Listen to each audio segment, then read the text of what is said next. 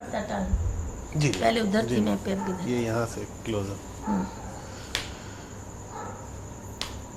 मुझसे जी पहली सी मोहब्बत, फैज साहब की मशहूर। जी, ये मेरी अपनी धुन है।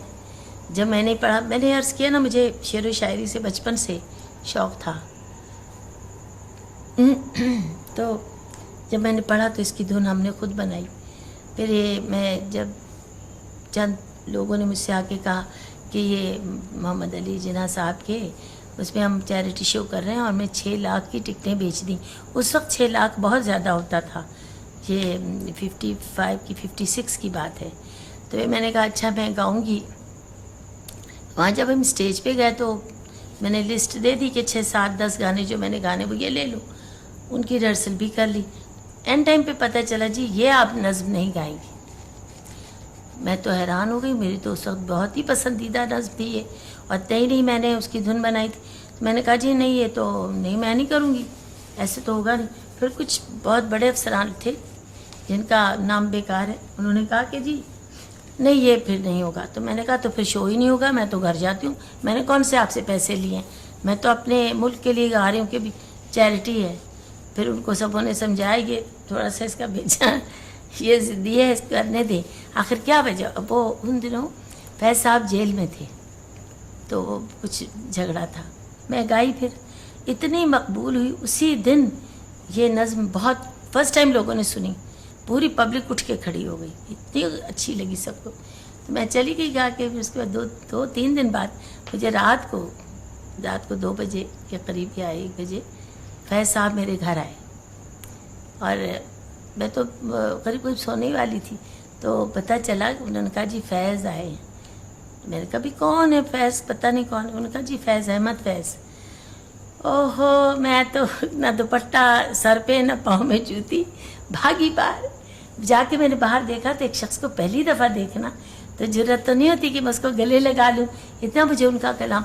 वैसे ज़हनी तौर पे उनके कलाम के तो हम आशिक़ थे, हमने शक्ल तो देखी नहीं थी। तो वही कहती हूँ ना कि एक आर्टिस्ट के जहन में एक महल होता है खूबसूरत, जिसमें कोई शहज़ादा होता है। और इसी तरह अगर मर्द को देखो तो वो भी कोई सिंगर है तो वो सोचता है, इसमें कोई नीयत का सवाल नहीं पैदा होता कि बुरी है, अमूमन अच्छी होती है। तो उन्होंने मुझे देखा तो दरवाज़ा खुला हुआ था ना, तो फैज़ साहब ने मुझे गले लगा लिया, मैंने भी उन्हें गले लगाया।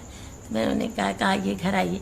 कहते भाई मैं आपसे सिर्फ शुक्रिया अदा करने आया हूँ कि आप इतनी ऊंची हस्ती हैं जिन्होंने इतना मुकाबला करने की तुम्हें यानी हिम्मत है कि आपने सबका मुकाबले करना था ना गवर्नमेंट का, कि नहीं जी मैं तो नहीं गाऊंगी, कुछ हो जाए मैं यही गाऊंगी। तो आपकी हिम्मत की दाद देता हूँ, शुक्रिया करने आऊँ। उस दिन से फिर हम लोग बहुत करीब हुए, उनकी फैमिली में आना जाना, हर पार्टी में जाना।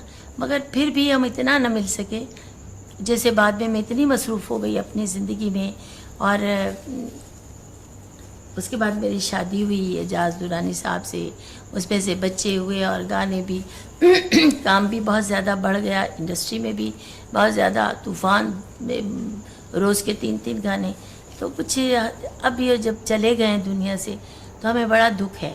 हम अक्सर मैं उनका कलाम पढ़ के रो पड़ती हूँ कि कितनी बदनसीबी है कि हम कर सकते थे, मिल सकते थे, और अपने काश, अब मैं कहती हूँ ज़िंदा होते मैं गाने ही छोड़ देती। जब वो कहते हम बड़ी बड़ी महफिलें वो मिलते थे सब दोस्तों से, हम नहीं जा पाते थे। बस इसी तरह इंसान ज़िंदगी में बहुत भूल करता ही जाता है।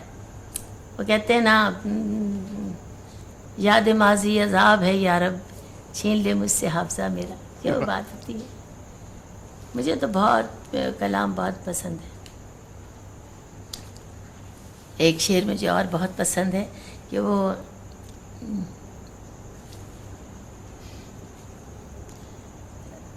वो परिंदा जिसे परवाज़ से फुर्सत ही न थी। ये कुछ बेवफा लोगों की कुछ बेवफाई पे लोगों की याद आया कि वो परिंदा जिसे परवाज़ से फुर्सत ही न थी, अब जो तन्हा है तो दीवार पे आ बैठा है, अब जाता ही नहीं दीवार पे आके बैठा है। मैंने कहा ना मुझे बहुत पसंद है। और एक और मुझे शेर बहुत पसंद है, बहुत। वो कहते हैं तुम्हारे नाम से دنیا مجھے پہچان لیتی ہے.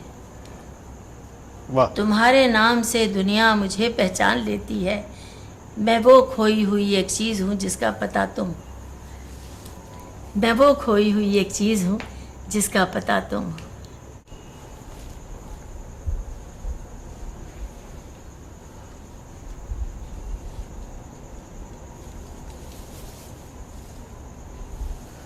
یہ فیض صاحب کی جو نظم تھی وہ آپ کو تو علم ہوگا اس کا کہ لوگ سمجھتے ہیں کہ یہ تو آپ کے نام سے منسلک ہو جی ہاں, گئی. انہوں نے.